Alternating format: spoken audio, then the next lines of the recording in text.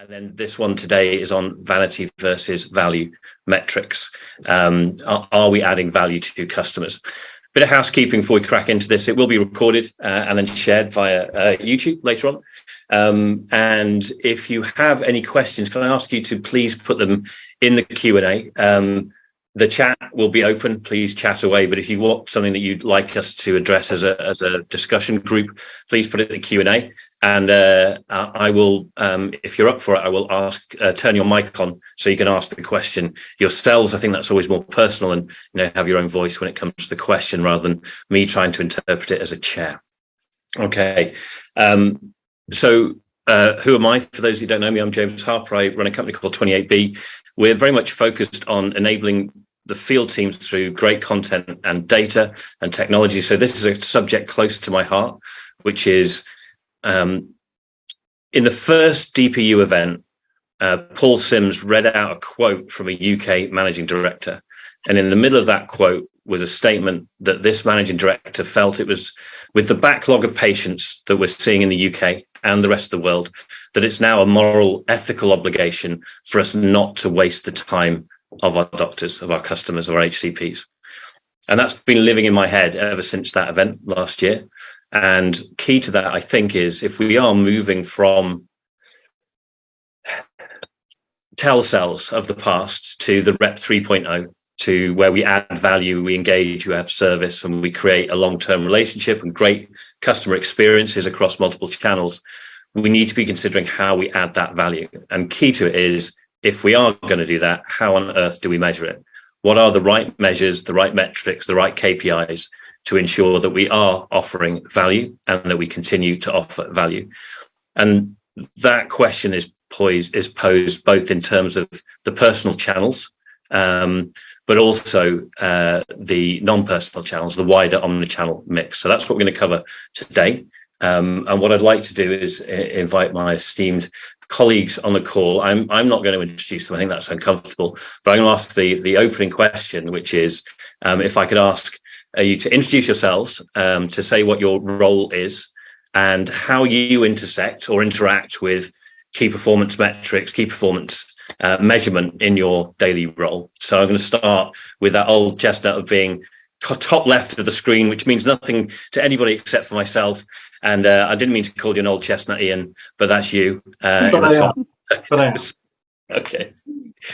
Thank you. My name's Ian Boakes-Tilley. I'm the multi-channel engagement director at Bionicle Solutions, and I interact on a daily basis with client metric measurement to ensure our teams are delivering exactly what our client wants, not just contracted, but also those that are given through works agreements at a local level.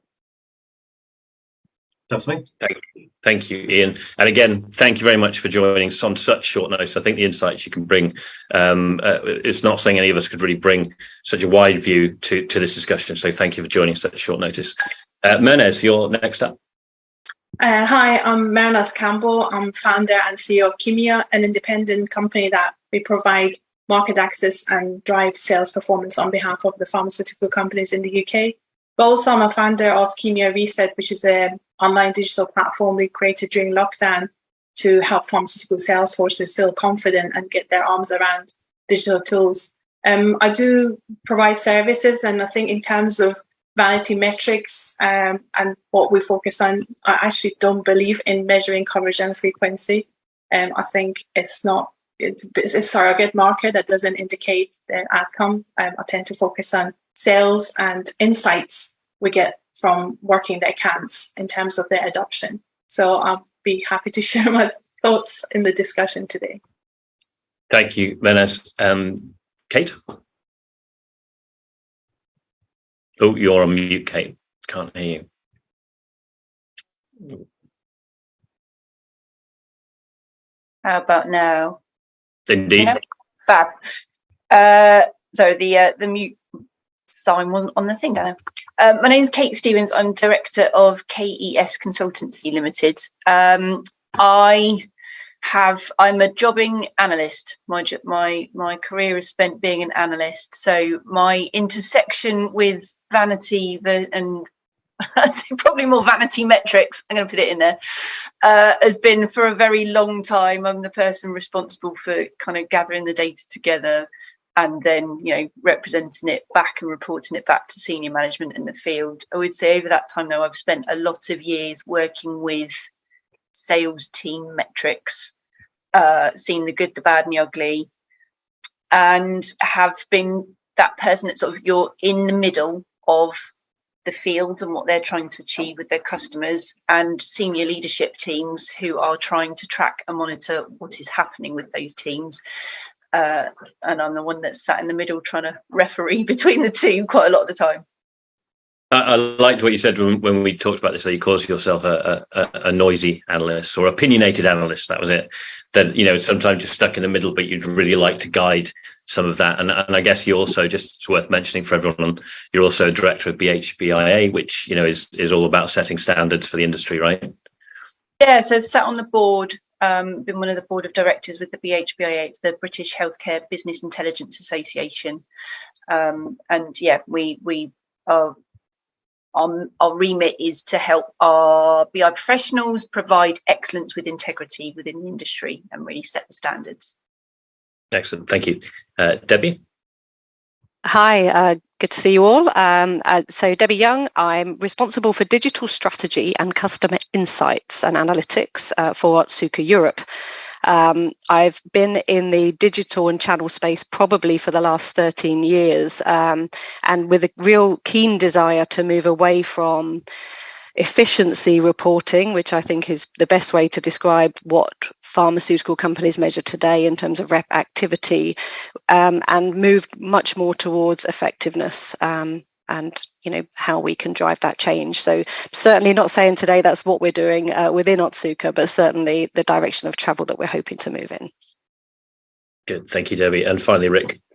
Hi, everyone. I'm Rick Hollis. So I work at Ipsen in the UK, and I am Business and Customer Excellence Director. And that means within our team, we do all the insights and analytics of the field teams in Ipsen. I have a long history of doing field sales management. So putting metrics onto field teams. And so I get really passionate when I think about interactions between the industry and healthcare professionals and making sure that they are adding value and improving our reputation rather than the opposite. So that's where I come from in this conversation, I guess. And it's a thank you everyone for those introductions and for taking part today. I mentioned the quote which Paul Sims read out at the event last year, but it's more than that. It's more than just it being a moral, ethical obligation. Of course, that should be a concern and should be front of mind. But if we want to create great customer experiences, we need to be thinking about value. When you think about, you know, how we define omnichannel, which is creating an ongoing conversation over multiple channels, or however the customer wants to engage with the brand or the company to create a consistently great customer experience, that's value, right? That's adding value at all those different touch points over time. So my question to all of you to kick this off, and I'm not going to start with you, Menez, because I already know what you think. I'm going to start with a new guy to the panel, which is Ian. I'm going to ask this question of you, Ian. Is it time to move on from reach and frequency? Is it time to move on? Yes. In a short and simple answer, absolutely. But you have an old guard of marketeers to take with you on that journey. It's been a proven tool used for decades and has driven growth in our industry up until about 7 or 8 years ago. Growth has plateaued, but I think coverage and frequency has had its day. I think reach and value would be the new metrics that we would chase. So frequency is the one that you'd say has had its day. Rick, you had an interesting point when we were discussing this about when we're measuring things, thinking about who we're measuring for rather than who we are measuring is equally important. That's a good point. So I think you have to think about who you're measuring it for. So why you're measuring it in the first place. Because if you're the one that's employing 100 sales reps, you probably want to know whether you're getting value for money with that. And in the UK, it is quite clear that our ability to access our doctors is not where we want it to be, right? It's not where it was, and it's not bounced back quite as much from COVID as we'd hoped. And so that's increasingly challenging. And so you just got to think about why you're measuring what you're measuring. And we've got this long history in our industry of measuring coverage and frequency, which, when you think about it, was more about the internal productivity of our teams than it was anything to do with what our customers actually wanted. I was thinking about this earlier on today, and it suddenly occurred to me that in terms of value and who is a reach and frequency metric valuable for, it's of no consequence to the healthcare professional at the end of the line. It doesn't show us anything in terms of how valuable has our interaction been to that person. The only people that it's of value for is internal kind of checks and monitoring. And it really sort of always feels like it falls into one of those things in the camp of when everything's going fine and sales are great and there's growth and we're getting all of the market share and everyone's happy. No one cares. It's fine. It's ticking along. But it's as soon as those things aren't going well, that's when sort of the scrutiny and the attention and the magnifying glass comes out, and you have to look at, what have we done, where have we been, what's the reason for that non-performance.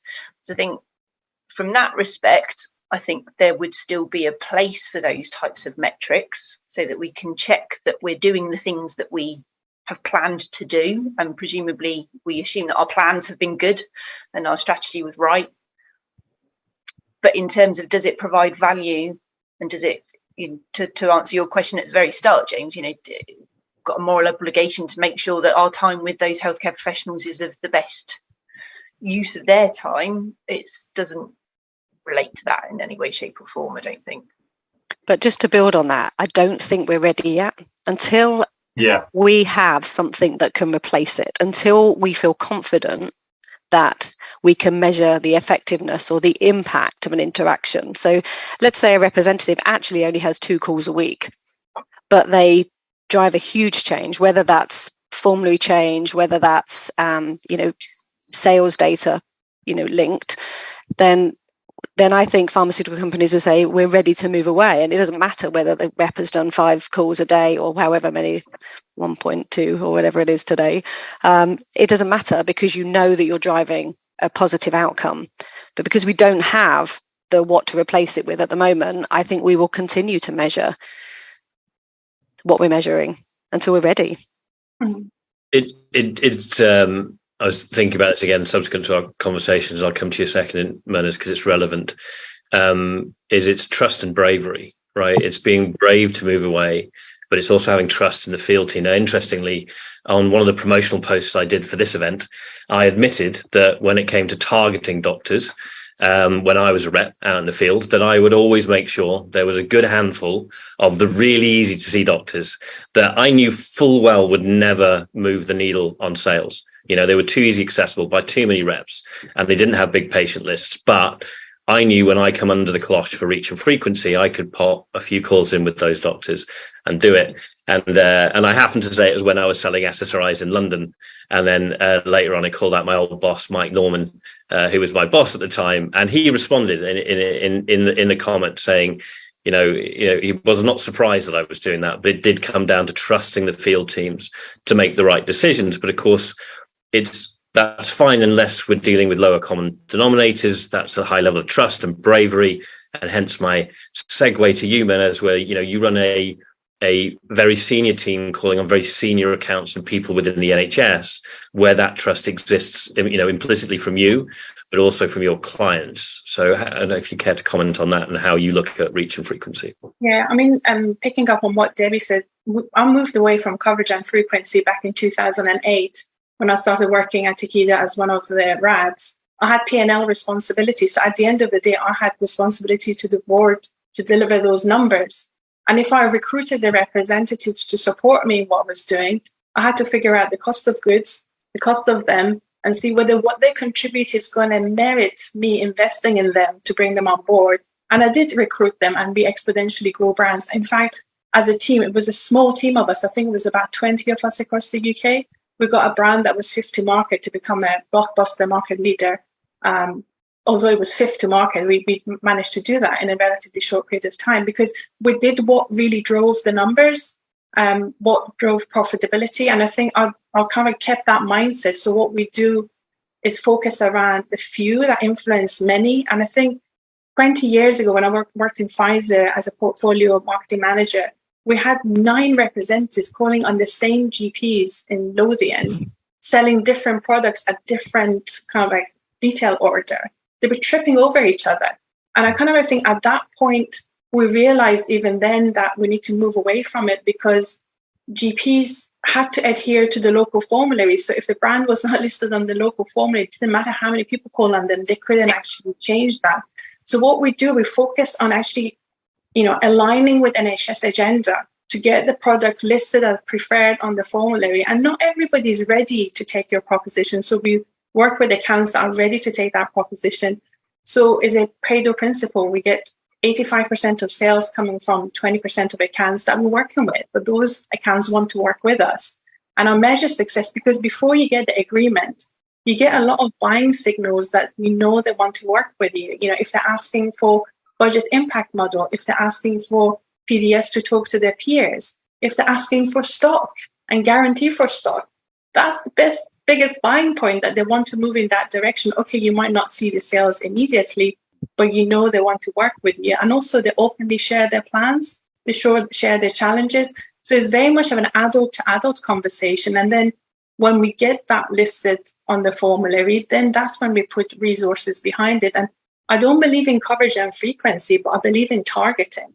And when we target accounts, we focus on the high priority accounts. Maybe we can't reach them. If we can't reach them through direct contact, we use other multi-channels to reach them indirectly. So they hear about the product and hear about the positioning so we can exponentially grow brands.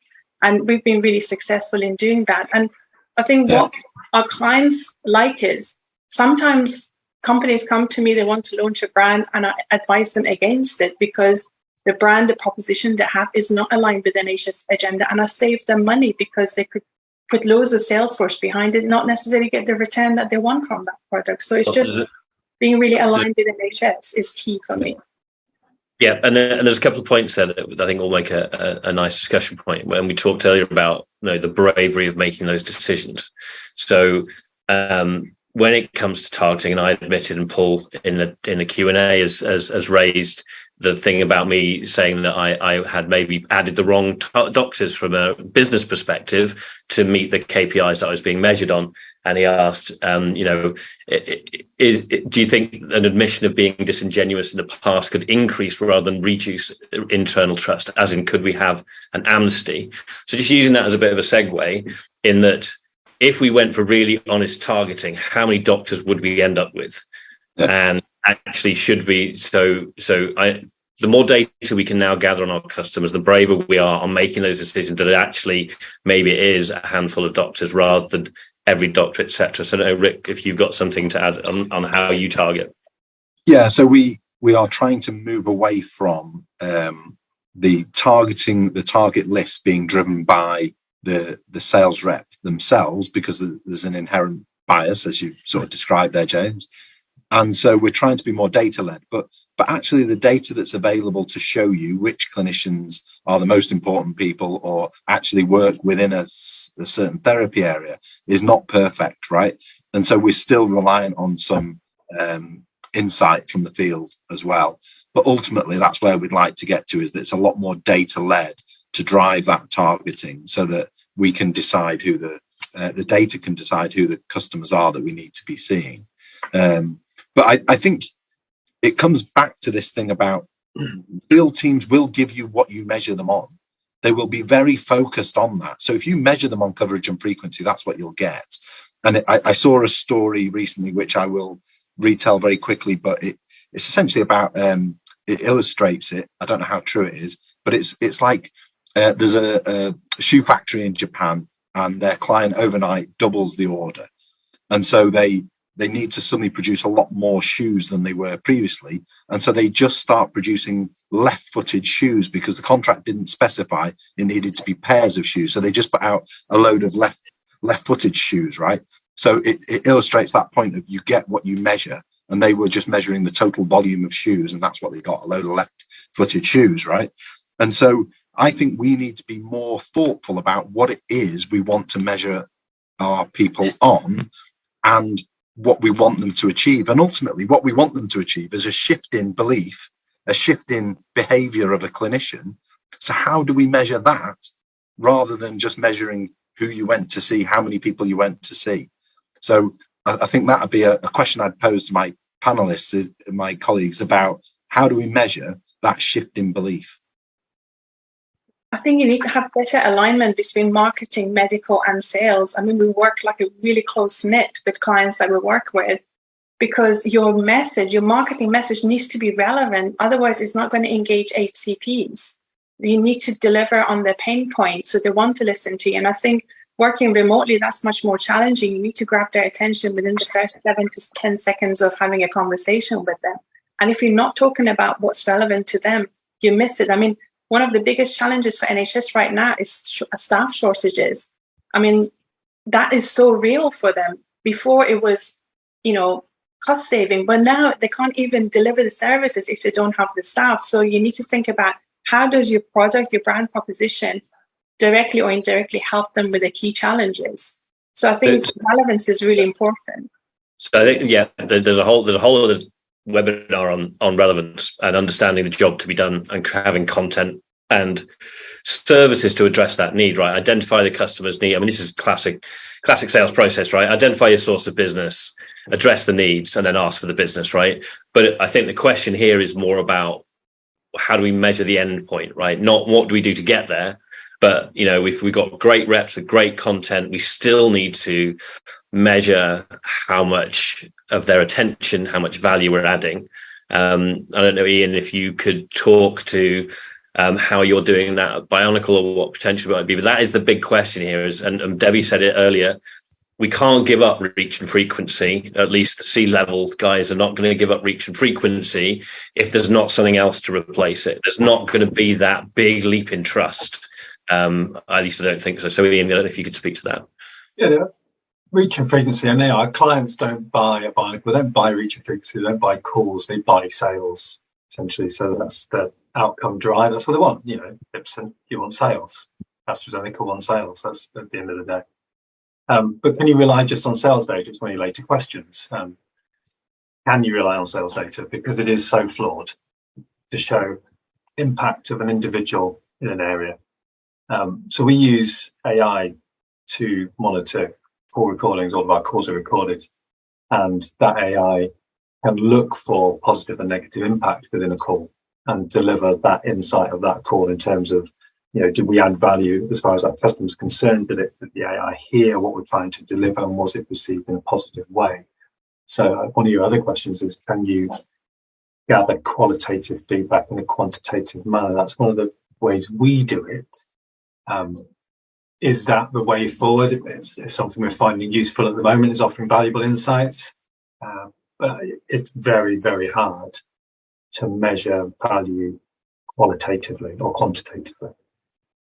So, I know, Kate, you've got a view on, or some experience with that, or lots of experience with that, right? Yeah, it was when we were talking the other day, wasn't it? I'd had an anecdote of an attempt at doing that I'd come across in a previous role in another organisation. So new, kind of digital CLM, and they were trying to capture some sort of sentiment feedback, so that as the rep was sort of delivering that particular message, there was some inbuilt kind of feedback buttons that they could kind of give a bit of a nod as to whether that message had gone down kind of positively, negatively, or otherwise.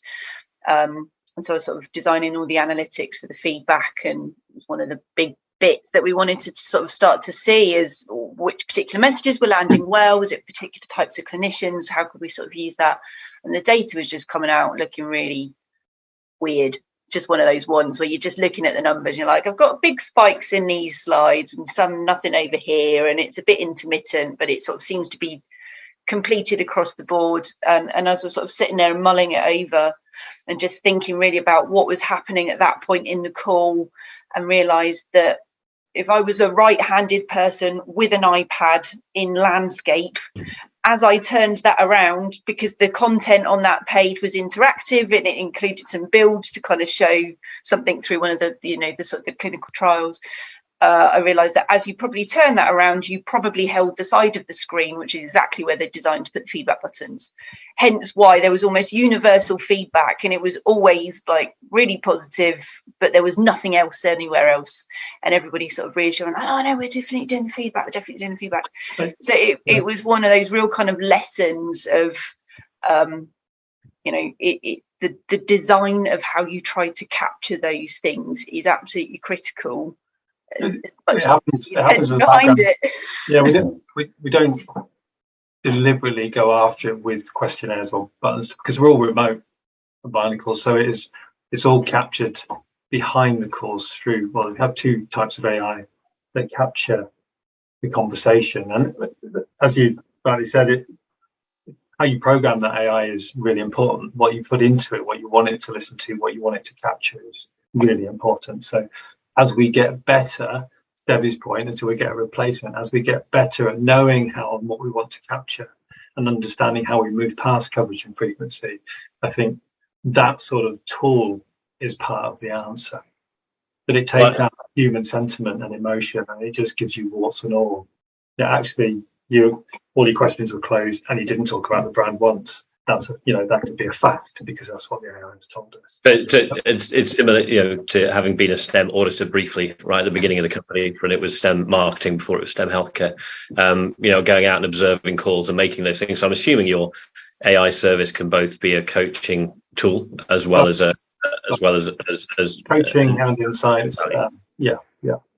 So one of the things, James, sorry to interrupt. It used to be that a rep had one day a month when the manager would sit and observe them. Yeah. Right. And on that day, they had to make sure they saw lots of customers. They probably should use their materials. They should be on strategy, on message, right? And it was their best day, right? And it was the best day, right? So but now that's changing because technology that Ian's describing is coming in, and we'll be able to monitor this stuff on an ongoing basis if that's what we choose to do. And then it begs the question. So that's when we're doing person-to-person interactions, but it doesn't really account for when the customer's going to a webinar, to a website, to an email, whatever. So there's a whole load of other interactions there we need to think about. But it also then begs the question, is it right that we decide what good looks like? Yeah. Or is that the customer that decides what good looks like? And so a lot of brand teams at the moment are creating customer journeys, right? And it's a load of different touch points across different types of communication channels. And we're saying, if we get these 8 touch points in, then that's a success. But that's our view of it. So I don't know whether that's right or wrong, really. Customers don't behave in sequence that the marketing thinks they do. They can go from 0 to 60 within a day if you kind of like hit their, pinpoints that matters to them. So I don't think, sometimes you don't need to have 4 calls to engage someone. You can get them engaged in the first call, but then you have a lot of touch points with them because they're going to do something about it as a result of that conversations. I think one of the things I find is really useful for us to measure, because we do differential resourcing. We don't put the same number of resource in every account. We measure the time and the multi-channel investment we do in the accounts, and there's a direct correlation between time investment or resource investment and the growth of the brand. As I said, we forecast bottom up for each of the accounts we're investing. We know exactly what sequence of e-detail, mailing, or touch points we had. And there's a direct correlation in terms of growth of brand. And as I said, 85% of the growth comes from the accounts we focus on. And there's no growth or minimal growth in other accounts. So I think time is the biggest resource we invest in engaging with healthcare professionals. Although I don't believe in measuring coverage and frequency, I believe in measuring impact of our resource investment in growing the brand with performance. And with a small senior team targeting senior clinicians as well. So just adding that as a caveat. But Debbie, when you think about the wider omnichannel journey, so in terms of omnichannel, integrating personal and non-personal is one of the great challenges we're going to face as an industry, right? Both from a technology and a mindset and a skill set point of view. But I know, where you operate, Debbie, and personas and journeys are important when we're talking about digital, etc. How do you view what's the equivalent of reach and frequency in the non-personal, and what's the equivalent of value metrics for you in the non-personal channels? So not impressions, first of all. So I think, the ideal. Yeah, exactly. Calling me out on my LinkedIn How many post. people looked at your LinkedIn post? But anyway, I think it's engagement in those channels. So, there's no point measuring the volume of emails that you're sending to customers. As actually, I think there's little point measuring the open rate on emails, because have they really opened it, or did they look at it in the preview pane? Which is why we're trying to encourage much more creating clickable content that will allow us to measure engagement in that and interest in the actual content that customers are engaging in. So that, I think, is obviously quite an important thing. One thing we're starting to look at is to Mernez's point, you create a content journey, or marketing teams create a journey that they want to send a customer on based on their desire to have a certain conversation with a customer or share certain content. But actually what your websites tell you is what is the journey a customer goes on without you prompting them or forcing them on that journey. And if you look at that even if you just look at it at an aggregate level and don't look at it and measure it at an actual customer level, it's really interesting to see where customers go or what they search for when you're not prompting them on that journey. One of the things, just to come back to a previous point, one of the things we're starting to look at is, can we involve our field teams in looking at an adoption ladder and thinking about the journey that you're taking a customer on, and what success would look like if you moved a customer from one stage of the adoption ladder to another? So what would good look like? And if a representative really feels that, they're able to demonstrate that they've taken a customer from one journey to another, could that be something that we measure as an organization? Because the reps have been involved, they're trusted source of information, but then it's their responsibility to demonstrate that they have been able to take a customer on a journey. And you hope that if a customer goes from one stage of the adoption ladder to another, then you'll see a benefit as an organization from a sales and share perspective. I think adoption ladder is a really good point for us to discuss. So, if we believe that our brand will deliver better patient outcomes if used appropriately and prescribed appropriately for the right patients, and in turn we believe that our content, our sales process, our field teams and our marketing strategy will lead a clinician, a prescriber, to make that decision, then surely moving along the adoption ladder represents that we're adding value. Like, those things for me is a chain of thought. If we don't believe our product's going to add patient benefits, then we shouldn't really be here, right? So if it does, and therefore is the ultimate measure that we are doing something appropriate and adding value, is that movement along the adoption ladder. I think that's the point. It's not necessarily that it's adding value, but it's having an impact. You know that you're achieving something by your, to your point at the beginning, there's an obligation not to waste time. If the behavior changes as a result of what we're doing, then it's having an impact. And that's surely what we're trying to do. So vanity versus impact. And so when you talk about clickable content in emails, mm-hmm. I totally agree, and we're doing the same thing. I think that's just a deeper level of vanity. Like, it's better, but it's still just numbers. It doesn't tell you whether that was, like, you can assume it was useful because they did it. But I think if you flip it around, and rather than saying, are we getting what we want? It's flipping it around and saying, oh, that's interesting. That customer's interested in this stuff. Maybe we can give him more of that. And so we're giving them more of what they need. So it's this debate about push versus pull. And I think that's probably going to change in our industry. Whereas we've been pushing out, regardless of what customers wanted, we've been pushing it out. And increasingly, I think we'll shift to more giving them what they want when they need it. Yeah.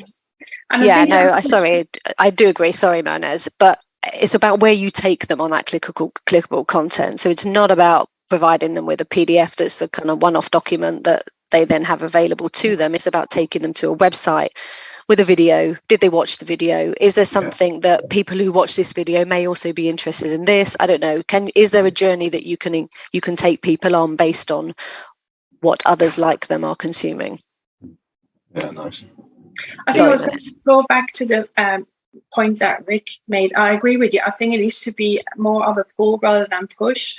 And I think I've actually tested that using kind of like digital ways of engaging customers. I sent an email to 15 really senior people recently, and I said to them, I can talk to you about this topic. You told me last time you were interested in it. If you're interested, book an appointment with me. Within 48 hours, 12 out of 15 booked that half-an-hour appointment in my diary because what I was talking was relevant to them. So I think we could hyper-personalize communication and have pull engagement with customers. And I think that's a true engagement when they want to share the content with us. And I think with clickable content, I actually tried this, made it a bit of a gamification about 10 years ago, where we kind of wanted to communicate an information to a large group of customers. So we had email content that was clickable. We were asking them questions, but even if they're answering the question wrong, they were getting the answer. The answer was giving them a pertinent piece of information. So we weren't looking at click rate. We were looking at engagement post the answering the questions to see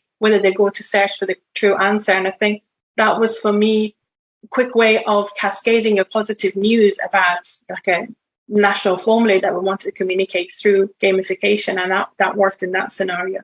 But I agree with you, Debbie, looking at click rates and open rate is futile. If it's not going to give us any pertinent information, we're going to do something about it. Yeah, thank you.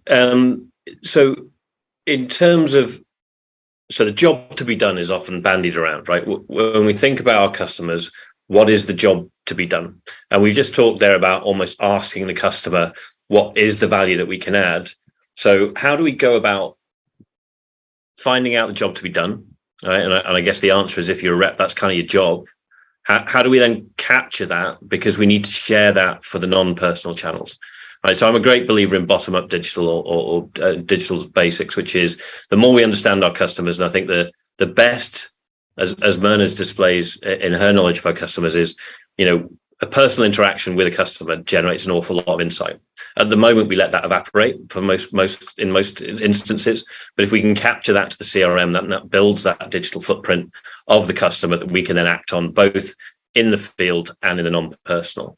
But have any of you got examples at the moment? So, Ian, if we take, when you're putting a team in place for it's a new contract, new team, etc. What's the setup for you in understanding what the customers need, or is it a bit more, we'll just get out there and get it done? It's probably a mixture of both, to be honest. A new contract and the team that are out there, we would learn as we go from AI what the customers want, what they're wanting to hear, or what they're wanting to, how the interactions are to play out. And we're also led by the client on their belief on how they want what they believe the customer wants to hear. So it's kind of doing what Myrna's does, but at scale, right? The AI allows you to do that a bit more at scale. And what Debbie can do, or what we can all do through the non-personal, is we can use proxy measures in those cases of interest, like clicks, etc., to start to gather that.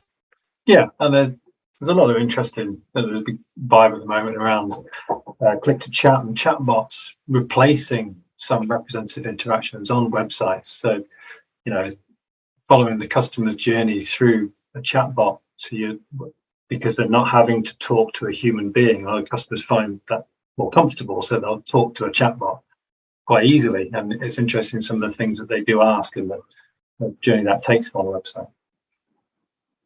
Okay, excellent. So I'm going to start shifting over to questions from those of us joined online. So Nikki, if that's okay with you, Nikki, there's a question around L&D. If you'd like to ask that question out loud, just if you'd like to, you're welcome to. I've just unmuted you. You can unmute and join in and ask your question. Hi, everybody. I was just curious about, in your opinion, are there any current solutions or strategies that have been implemented that are working to really link training to business outcomes, specifically in the ways that, L&D professionals can prove their value in affecting profit or desired business outcomes? I find there's often a gap in metrics that are tracked versus actual tangible proof of how they affect, sales performance. I was curious about your opinions on that. That's a great question, Nikki, because it's also one that we'd stored up, which is, even if we do start tracking value, what do we do with that information? So I guess there's two links here, from L&D into the field, and then from field to future action, which hopefully would involve L&D and coaching, etc. Mm-hmm. Do you want me to answer that one, James? We actually, during lockdown, we developed an online training platform, because I realized a lot of sales professionals they were scared of using digital tools, digital content and technology. It wasn't their comfort zone. So we rolled this out across 12 countries. We skilled the sales professionals within 6 weeks to be able to confidently use digital contents and digital channels. And we found the activity increased by 5-fold compared to pre-pandemic, both face-to-face and digital. But most importantly, it led to the company's exponential growth in sales that had the highest sales across the global organization that year. So I think, what we find, marketing developed digital content, but I think the end users weren't comfortable using it. By focusing on improving end users' preference for using these digital contents to the point that they can recreate the same chemistry they used to have when they walked into a room, to be able to do that online, increase in-call effectiveness dramatically and delivers more sales. And I think that's really interesting, Dennis, because I think there is absolutely a skill development in terms of taking a field team to learning to use more of the digital tools and embracing that. And I also think there is a will bit of it. So there's the skill and will, and we need to differentiate that. So there may be some field people out there that are wishing it's still in the 1990s with James, right? And that's sort of not the case. We're on an undeniable shift now in terms of where we're going. And so I guess my question back to Nikki would be, how are you going to measure the will to engage with the new digital channels? And so thinking about measuring how our field teams adopt that new approach, because we need to understand that, because there's a change management piece. And I guess more broadly around developing the team, looking at training interventions, you can think about knowledge, you can think about skill, and then you can think about the customer's experience of that. So you get into things like net promoter score. And actually, I think when you ask that question really carefully, specifically about a rep, we can understand, is it this rep that you want to see or don't want to see, or is it any rep that you don't want to see? And so we know that relationship is so personal. It's really important to start increasing how much personal feedback we get. Now, we have to be really brave. It's really personal. It's difficult. But if a customer doesn't want to see Rick, then maybe Ipsen want to send somebody else to that customer, right? And we just need to accept that, and Rick goes off and meets somebody else instead. So I think that's maybe part of the future, is that we increase that feedback loop from our customers about our people. Also, I think it's good to have honesty as well. I mean, one of my team called me last week saying, Marinus, can you take this customer? I think I really annoyed them. They're not, but it was that there's no punishment. Great, thank you for sharing that. And I can pick that up. And I think we need to be a lot more open to making mistakes and have a culture that is okay to try things and fail, as long as you learn and do something differently. And I think culture needs to change as well, to allow people to feel comfortable to say, I made a mistake, I can't do this. Can you help me, please? Yeah, but like when I stole a consultant's parking space in the hospital car park and just nipped in before him, that was a closed account for me from then on. So we all make mistakes, right? But I didn't want to let go, because it's a soapbox for me. Rick mentioned about digital transformation and field teams, right? So whether it be, and thank you, Ronan, for your comment in the chat about great content, right? I think understanding the job to be done and having great content and great channels that allow us to address that need is absolutely critical. It's not really what we're talking about today, because we're talking about the kind of the other end, but that whole idea of how do we bring the field teams along with this journey, often break it down to mindset, skill set and tool set. And too often we're there with the tool set, too often we're there with the solution or the new channel or whichever, and we haven't sold the value into the field team, because historically, the new tool sets were all about monitoring and measuring, right? The CRMs were first launched as a field compliance tool. That's what it was. It was to ensure that you're seeing the right number of doctors at the right frequency. It's now shifted to be the digital footprint of the customers that we want to add value to. And that mindset shift is a difficult one. So I'd be interested to talk to Debbie and Ian about this and everyone else. But Ian, how do your field teams feel about the AI analysis of their calls? And how do you sell it in? So interestingly, all of our teams are remote. So we integrate our remote teams into the client's own teams, which often either hybridize or field. And that's a bit of a journey, selling the idea, the concept of the remote representative holding the equivalent role as a field representative. That is a journey.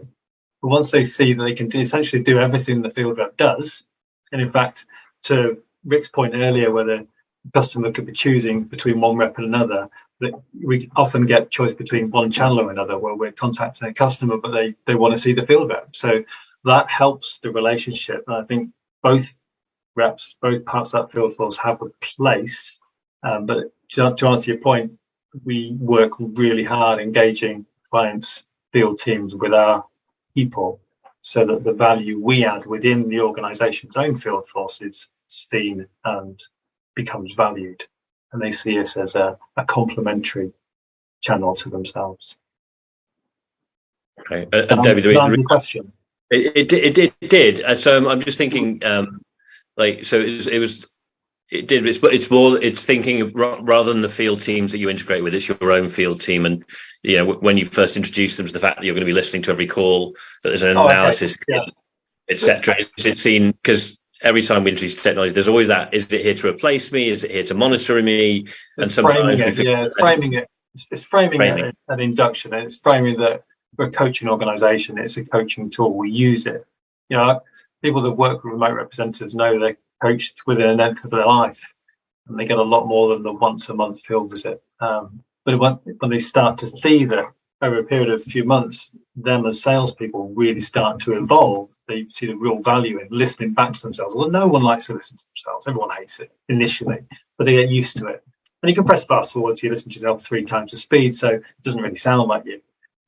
Once you engage with your teams from the frame of we are a coaching environment and we're here to make you fundamentally a better, more engaging, more valuable salesperson, they go on that journey with you. You get the odd one that doesn't want to be part of that journey and will fall away, but the vast majority stay. And Ian, what about the customer's acceptance of being recorded?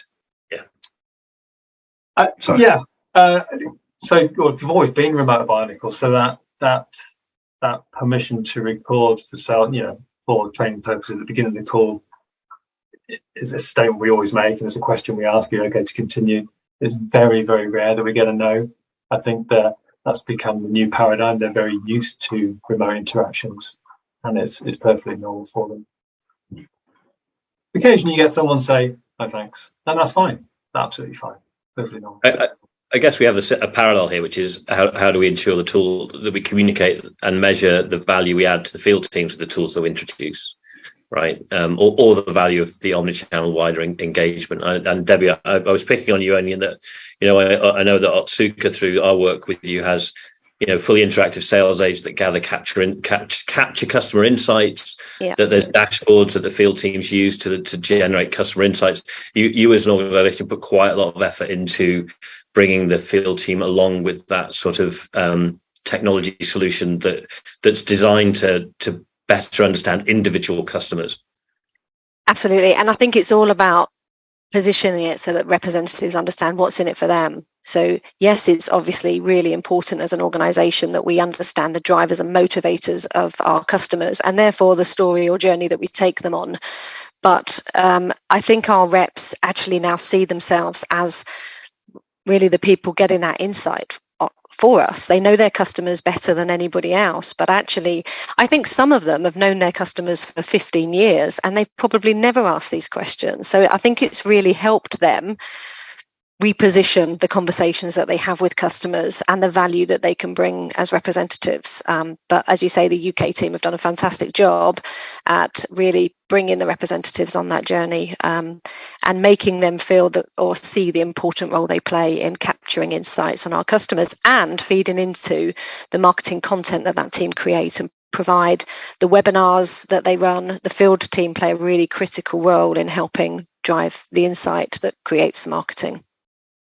Yeah, the rep as the orchestrator, right? That's a phrase that's being thrown around. I put that one through ChatGPT, and it came up with the definition. I'm doing a presentation in a few days' time around this, and I thought I'd actually include the quote that came out of ChatGPT, because when I read it out, and I won't do that now, it pretty much described what reps have been doing for decades, which is understanding the customer and orchestrating connections with peers, with education, with scientific literature, bringing it together, etc. And I was reading it, waiting for some nugget of insight from ChatGPT that I could use, etc. And I realized it's just what reps do, or good reps do, but what we can now do on top of that. Back in the day when I had leave pieces and conferences to invite people to and advisory boards I could see if I could get them on, is we now have the data to go underneath that, and we have many more channels, much more content, and we can make it personalized, etc. But that still does bring us out to the other end of it, which when we've done all of that, how do we measure value? And Rick, you mentioned NPS scores, and it is a brave move to do in call, but is there, outside of AI and listening, etc., where we've got a smart solution, should we be more brave at the end of calls, not in a follow-up, but with the rep asking, have I moved the needle for you? Have I answered your questions today? Or back in the day, and I hope it still would be, will you now prescribe for the next patient, like Jack, who walks through the door? Yeah, I mean, I don't know many reps that don't want to know how the customer feels about their interaction. If they care at all about what they're doing, they want to know that. It's just how you go about it. And do you do it in an informal way where the rep just asks the question, or do you do it in a data way where you can collate it and spot trends in the data? So I appreciate it's a brave move. I know of companies doing it in the UK now, and I think it'll keep coming in, to be honest. Because it's just really important information. If we've got field teams going out there and we want to make sure that we're having an impact and providing value, then we've got to ask a question, I think, to get that feedback. I was interested in the ChatGPT thing. If that's what reps have always done, and you talked about the networking and the all those other bits, I was sitting here thinking, well, how do we measure those things? Those more intangible networking sort of, the things that you do, what you probably call it working an account. Then how do you measure that? Because that for me is what good looks like. So just interested in how we might measure that. But yeah. It struck me as interested, and you posed the question in that way, James. And there's a really simple answer, isn't there? We ask them, was this valuable to you? Did you get value from that? Yes, no. It can be sort of quite a simple question and a simple answer, and it's difficult. Sometimes it feels like we overcomplicate it. However, it is a very complicated subject to try and navigate, and I think it's sort of trying to fall the line between the two. And how do we capture it? We're always, with the background, we're having to kind of demonstrate that we're doing a good job somewhere along the line to somebody else, and that the decisions that have been made were the right ones, and that the plan was the right one, and it was the right person, and it was the right interaction to have at the time. But it can boil down to a very simple question and a very simple answer. Which I agree with. Yeah, I mean, which is very easy to capture digitally, right? Because you could just, at the end of, give someone a survey or have it on a website or whatever. I think most representatives, if I think back to when I was a rep, I knew I would walk away from a call and I would know, have I just changed the behavior of that customer, or is there more that I need to do? So I think our reps probably know the answer. Whether they would be willing to and be honest about what the answer to that question is another thing. I think the problem is, but I find we were interviewing people for a position we had at Chemia. We were doing role play with a real healthcare professional. What the three key things I noticed was wrong was the opening was not impactful. they were waffling during the call, and those who did a really good job. And they were this really difficult to close if you've not engaged the customer. And I was talking to one of the top 5 companies around their L&D. When they did the analysis, the gaps they've got is opening is not powerful and engaging customers, and the closing is not done. So it's like football. You can't score a goal if somebody is not playing the game right. So I think to be able to score and close, you need to manage the whole interaction effectively and, engage the customer fully. Otherwise, you won't be able to close effectively. So I think the whole journey is important. And I think you're right, Debbie. You know when you've had a good call, and you know when you've just gone through the motions. And the problem is, when I talk to healthcare professionals, what frustrates them is they said the representatives are not listening to what we're saying. They come in and ask questions, but they only ask questions enough to get their talking points. They're not listening to the question and respond in relationship to what they said. And, one of the GPs says, I feel the representatives talks like politicians. They've got their talking points. They just come and throw them at me, and then they walk away. They're not engaging with me on my agenda. And I think listening skill is a bad skill that is not being practiced often enough. I wonder how much of that comes down to then, is there a background metric that's measuring that rep to say, did you deliver these messages? And we're only ever going to get, if you measure it, that's the behaviour that you're going to create. And for me, I think it always comes back to that initial set of metrics. What are we measuring, and why? Why are we measuring that? What do you want to get out of it? And if you don't get that bit right at the start, exactly as you just described, Myrna's, then at the end it's going to be nonsense and be meaningless to that healthcare professional. Your point there, Kate. So often when representatives are stuck or caged by quite a formulaic sales model that they're having to follow, that they can lose the fluidity needed in a lot of calls to add value, or truly add value, to listen and respond to the points that they've listened to and taken in. So just trying to get to the next step in their model. Yeah, we're exposed to a lot of STEM audits in the work that we do. So as it's part of our onboarding with a client, we ask for any of their STEM healthcare audits, similar to the AI listening that you've been doing. So for those that don't know, STEM healthcare audits consist of auditors going out, spending a day like a regional manager with a rep, but they're looking at it with a slightly different lens, series of questions, etc. And they're observing that, and then you'll get a report saying these are the areas where you're underperforming or overperforming. And time again, it's curiosity. Ask more open questions to understand your customer. I don't think I've ever seen a STEM report where it isn't a thing where people can do better, or they're doing well, but they could improve. And then the other one is asking for the business. And I saw one stat from one report, which was an 18 times increase in a good sell outcome when you ask for the business. Now, a good sell outcome is defined as the customer agreeing to behavioral change. Well, if you don't ask, you don't get, right? So if you're not going to leave, you're going to say, doctor, the next time a patient like Jack walks through that door, will you now prescribe our brand based on everything I've said today? That is the behavioral change that we're wanting for. And it goes back to that. If we don't believe that our brand and our product can change patients' lives, then surely the value we're adding is, and that's why we're there, otherwise we are wasting time, is about prescribing. Less so when we talk about MSLs, creating an environment in which appropriate prescribing can happen, or it might be service provision with a maturer product. But at the end of the day, your pre-call objective, how you understand that, address the customer's needs and ask for it, that is the value surely we'd be adding. But it does go back to, if it's not asked, then how do we measure it? I like, maybe it's as simple as that. We should just be encouraging people to ask the question and measure it within the materials that they're using.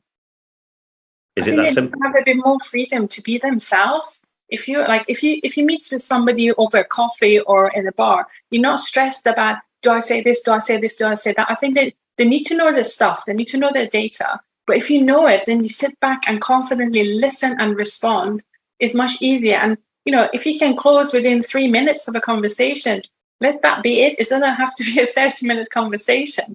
And I think when they do benchmarking and everything, they're just expecting everybody to say this message, that message, that message. Then they become robotic and they're not being themselves. What healthcare professionals value is talking to another human being who's intelligent and understand their pain point. I can help them join the dots, because NHS is so fragmented.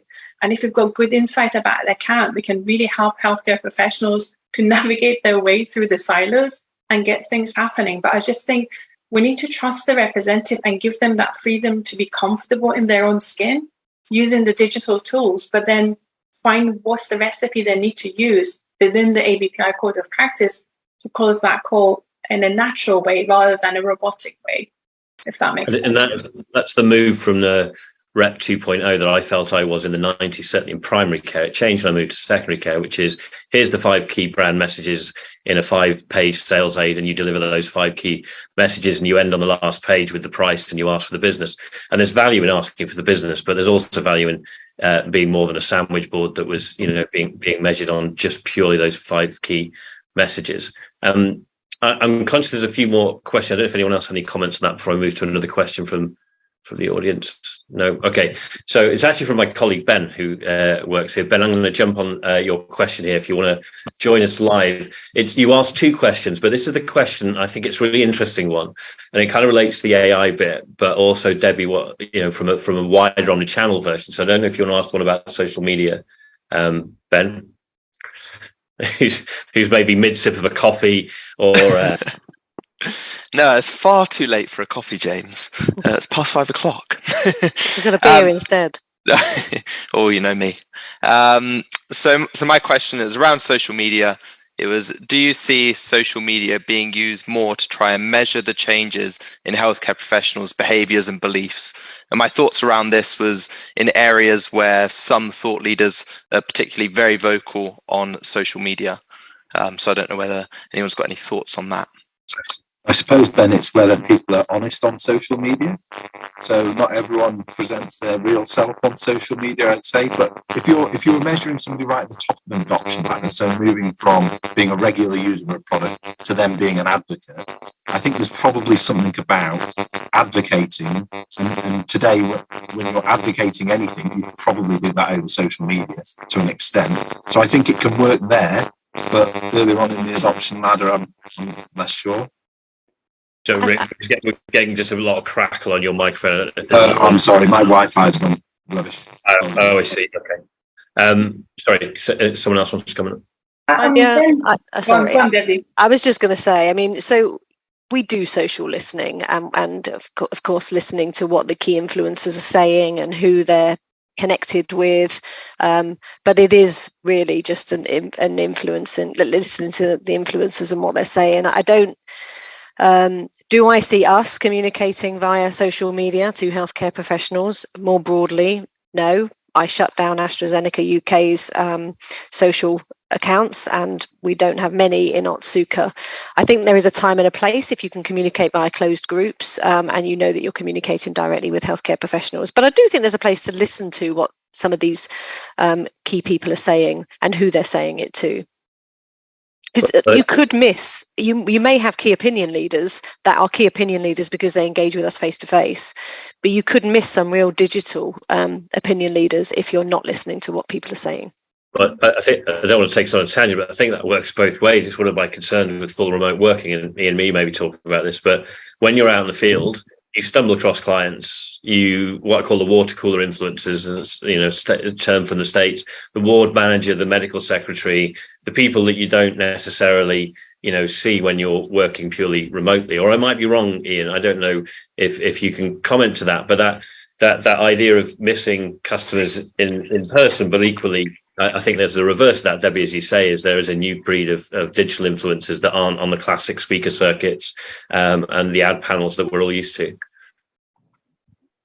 I was going to say it's not necessarily about social media, but I think going back to the point that Debbie said earlier on about adoption ladder, when we get the healthcare professionals to the end of the adoption ladder, they become content creators for us. They become content generators, whether organically or organized. They're the one who write publications, stand up in conferences, talk, and we kind of use their content to create educational, in-house for other people. So they actually become part of the marketing journey as well. So that's what I was saying when we were talking earlier on, Debbie, on Friday, that when you get to the point of adoption ladder, if you're marking them at that stage, you need to have a plan of action of what you're going to do to mobilize that advocacy. I find some really big key opinion leaders are really uncomfortable with digital content. They even find it really difficult to share the screen that asks someone else to share it. So not everybody is tech savvy. Some are really tech savvy and active on social media, but those who are getting near to retire age, I know neurology consultants who don't even use text. They get their wife to send text for them. So not everybody is digitally savvy, and we just have to accept that. They've got a lot to say, but that's not their channel. You wait to work in Germany where fax is the number one channel. Yeah. But anyway, Ian, I don't know if you cared to, thank you, Menes, if you cared to comment on the customers that aren't in the CRM. Let's put it that way. They're not in the CRM. They're not someone, and I don't mean HCPs that aren't in the CRM. I mean those people where we add service and we can add value and create an environment in which we're welcomed and seen as a partner. Yeah, it depends on the skill of the individual, and the longer they're with us, the longer they're in the remote channel, the more diffuse peripheral stakeholders they can engage with at a more social, let's have a coffee, even though it's virtual and online level. We have some people that are very good at that, and they've picked up the skills to do that remotely. But you go back to the beginning, primary care, just starting out remote, it's more difficult. I want a qualified appointment with this customer, and that's who I'm after. I like that you've got a peripheral diffuse terminology for those customers, which means you really do focus on them, which was... It's your fillers. It's people that actually glue the whole thing together and make an impactful change. Yeah. I've got another question here, which I've been saving. I was hoping to run out of time because I don't really want to give Paul any more airtime than he normally gets. But it's from Paul Sims, and it's also because it's where Paul and I have our little sort of less of an overlap in our thing. So I don't know, Paul, if you're ready for this and whether you'd like to ask your question directly around to Mernez specifically, but we can all comment on it, which is around the old ways of working versus the new ways. And Ben, I will bump you off if that's okay. Oh, wow. I wasn't expecting this unexpected airtime. Thank you very much, James. I promise not to take up too much of your time. I imagine there's a very good reason you didn't invite me to be part of the panel today. Yeah, I was just enjoying what Myrna said earlier. I'm actually going to find my question. That's right. Yeah, it was just while you were talking about how you often find you have to coach your clients a little bit to be adherent to NHS values and values of their ultimate customers. And I'm just wondering, everyone can nod their head along to what you're saying, but is it helpful to you, Menes, to be coaching your customers in that way? Does it bring you business? Does it bring you ire? Does it bring you alignment? And is it easy for you to do that kind of thing?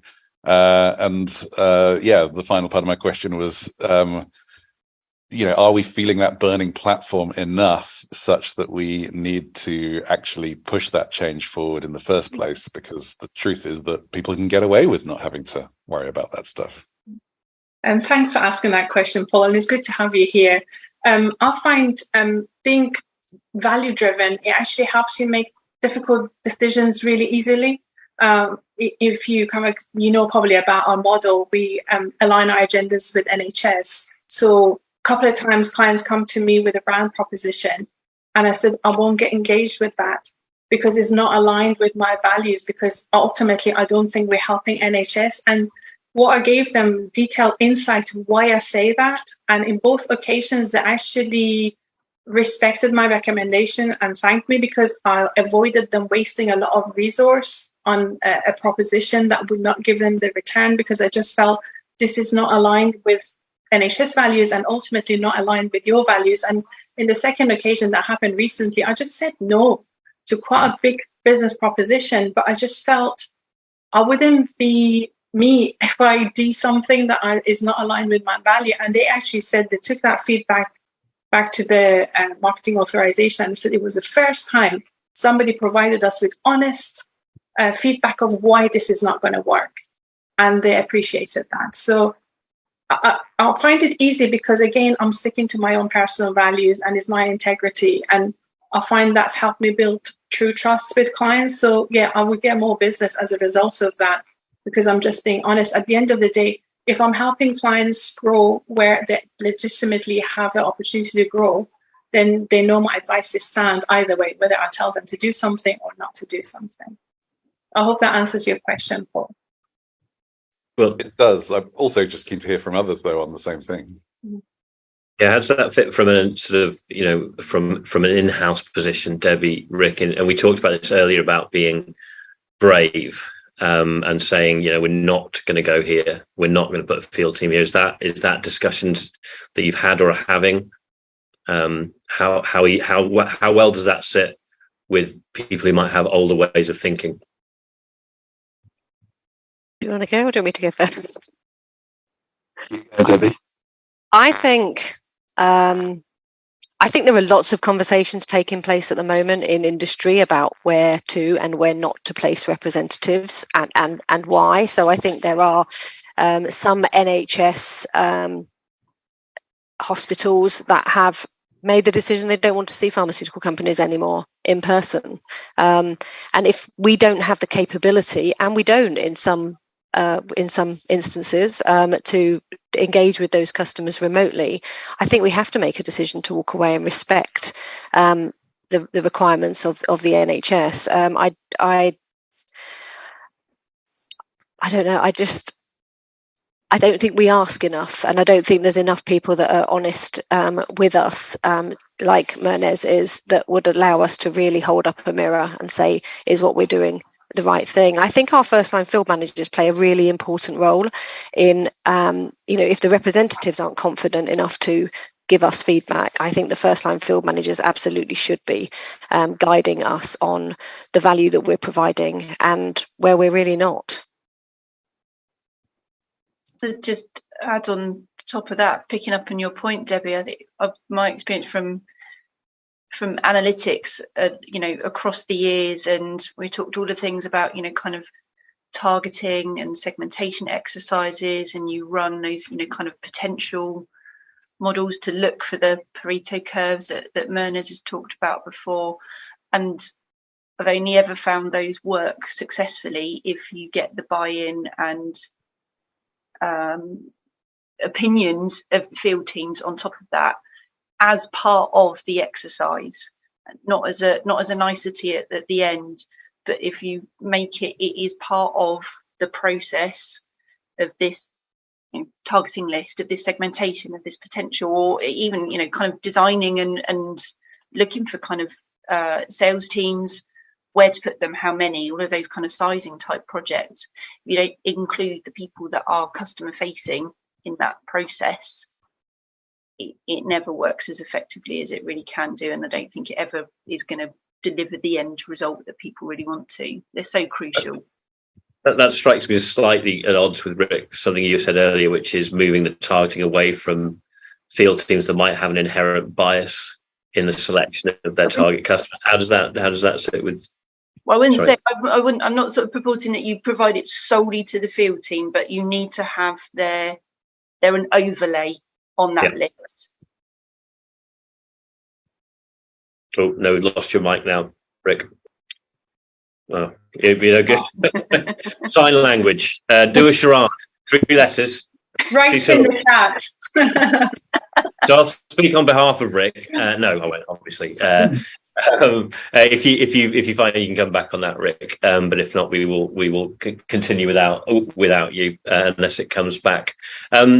Ian, I don't know if you've got something to add around. Obviously, you've got everyone in house here. In terms of the importance of regional managers and their influence, but also their ability to represent the representative back up the ladder. And if we're going to be brave about some of these decisions and listen to those people who are customer facing, they would be key as well. Absolutely. All of our managers have direct links into their brand teams and offer their insights back. But they give it warts and all. You've got to be a trusted advisor and be brave enough to tell them what they need to hear, not necessarily what they don't want to hear. They contract with us for a reason. They pay a lot of money to have our people work for them. So the very least we can do is be brave and be honest and give them the insights that they're going to need to make real change. Cool. Thank you. Paul, anything to add or follow on from that? Sorry, I was actually attending another conversation at that time, so I didn't unfortunately hear that. Sorry. Okay. I can make something up if you like, but no, don't make it up, Paul. But it was basically, I think, where Ian and Myrna's as two suppliers in this space, both are brave and have processes by which they can feed back to clients to say, this isn't going to work here, or this isn't an appropriate targeting. And that I can see where Myrna's has come from, because RADs, that was the whole point, right? You made your own decisions. You had a budget, you had a P&L, you made your own decisions. And I know, Paul, from your perspective, one of the things that you do is to challenge the current ways of working and be thinking about that, obviously championing MSLs, etc.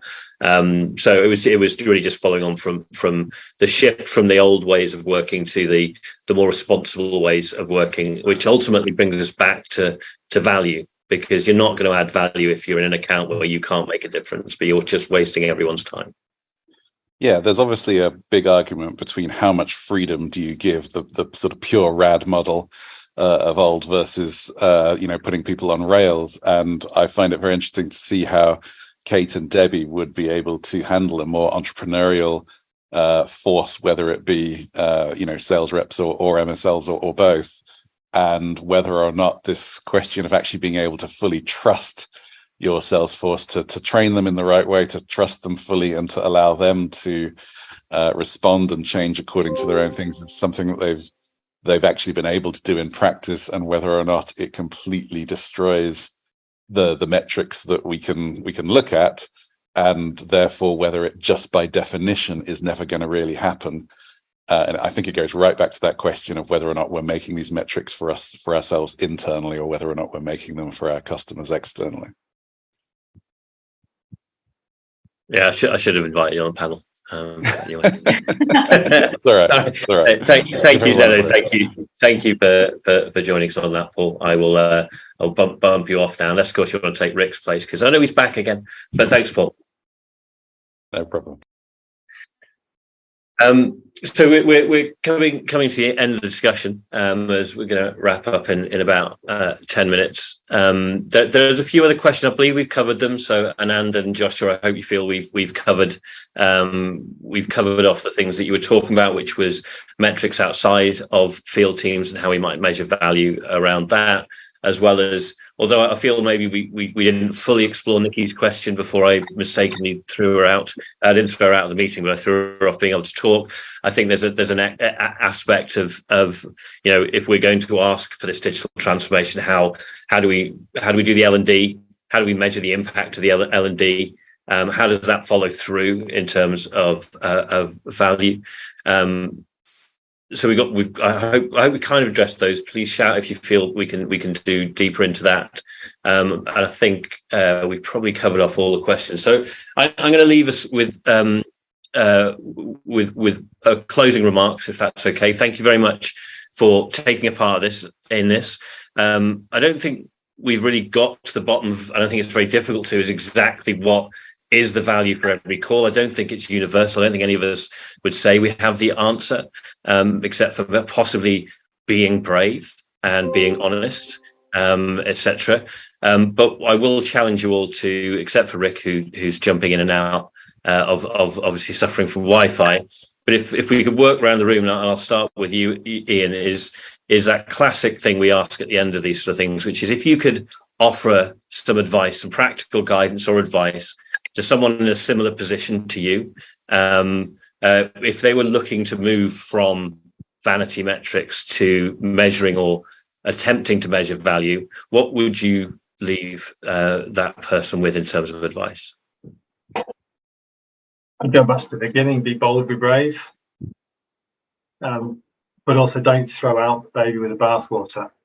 There are elements of it that do work and have worked, and bring in your new technologies as they come about slowly. Make sure they work for you. Everyone's going to be different, but the conversation started, right? So let's keep it going. Excellent, thank you. Myrna's? For me, I think my advice is measure what really matters, and ask yourself, everything you're measuring, so what? What would I do with it if I'm measuring it?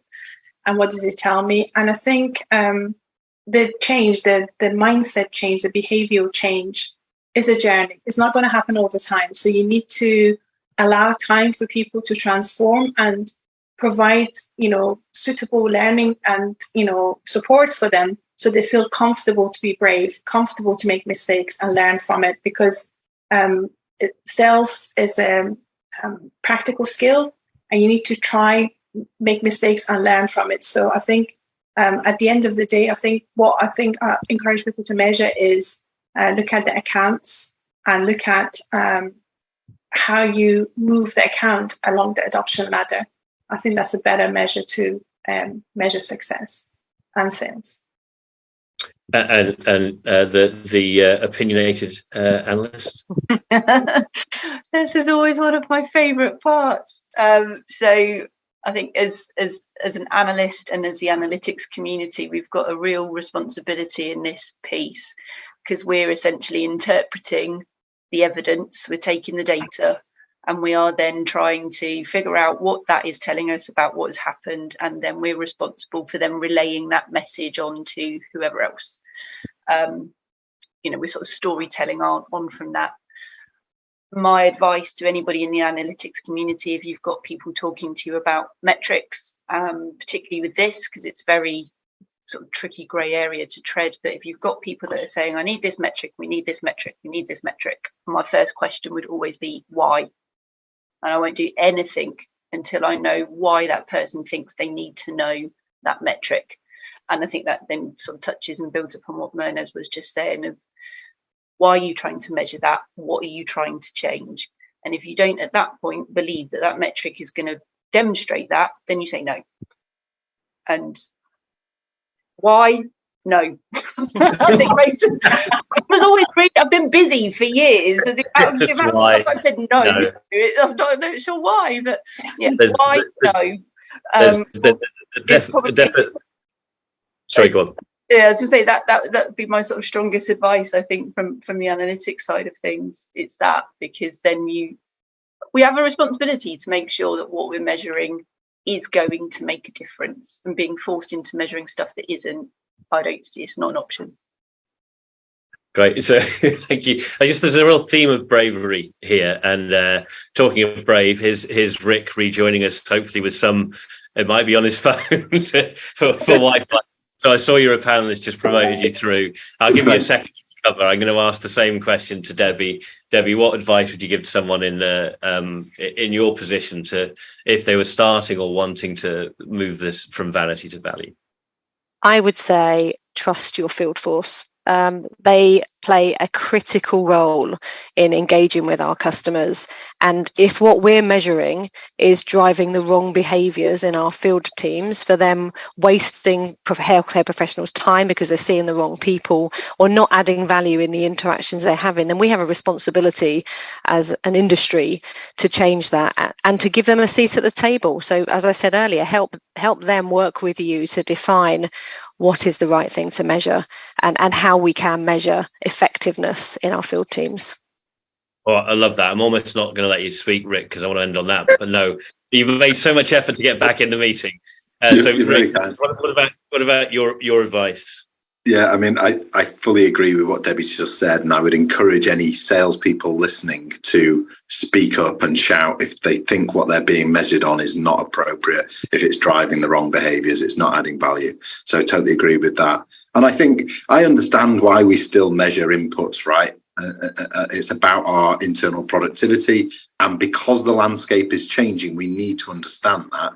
But I think we also need to really think about the impact we're having, and therefore measuring outputs, and that is adoption ladders, it is changes in belief, and I think it's just about doing both really for the time being until we get to a perfect solution.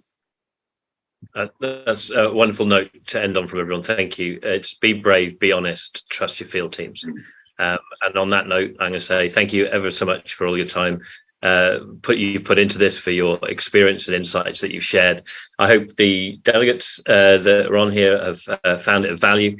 Thanks to those that I ambushed with turning your mic on and joining in the conversation. And this will be up and available on YouTube to share with colleagues shortly, and we'll announce that through the Meetup app. and we'll look forward to the next event, which will be coming up in a couple of months, which we'll announce shortly. Thank you again to everyone, and have a wonderful evening.